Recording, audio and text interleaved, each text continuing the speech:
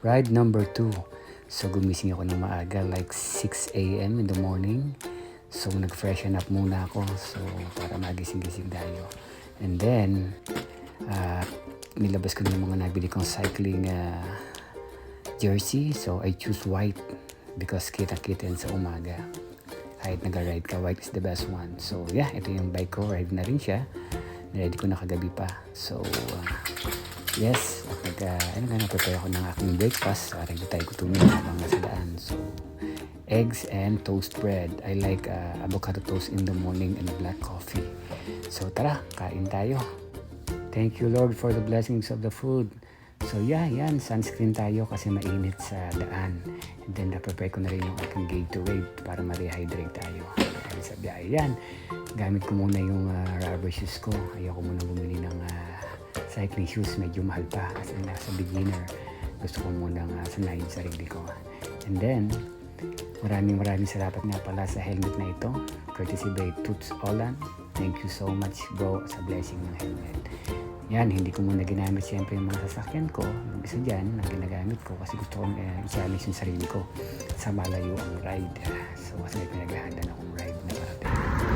So yeah, dito na ako sa road. As you can see, traffic, but yun, narating natin ang Balboa Park. Dito sa Balboa Park, napakaraming runners and cyclists dito. And this park is a lot of people every Sunday morning. Yeah, ito, meron tayong bike path along Balboa.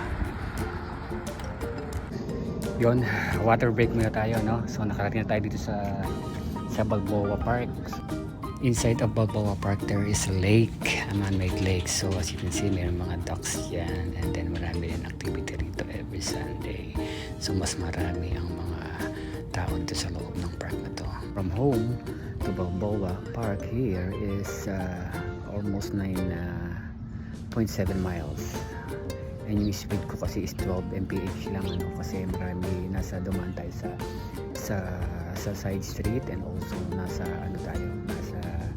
maraming stoplight tayo pag namadaan ka sa side street. So yun, so it's good dahil kahit pa paano ay na-exercise na tayo. So pag pauwi ko mamaya, diretso tayo. So from here, ikot lang tayo, isang ikot pa sa Balboa, then diretso tayo sa Woodley ulit pauwi ng bahay because may church pa kami today. So yun, on my way home na. So yeah, as you can see, green trees, fresh air along inside the Balboa Park. At yun, nakapag-selfie pa. Then off-road sa bandang Mesitubida, dry naman. So as you can see, yan, nakadry ng mga lupa. And then yeah, may mga sasakyan din. Ayun, nakapag-selfie ulit ang lolo mo. Amazing! So yeah, nasa gilid ako ng Balboa Park. Yung loob niyan, that's a golf course. Napakalaki yan, golf course. On my way home, mas ko pa yung upuan ko para mas may stretch yung legs ko. Yun na, dito na ako sa bahay. So that was a good ride. Ang sakit sa katawan pala. But we call it a day. Thank you.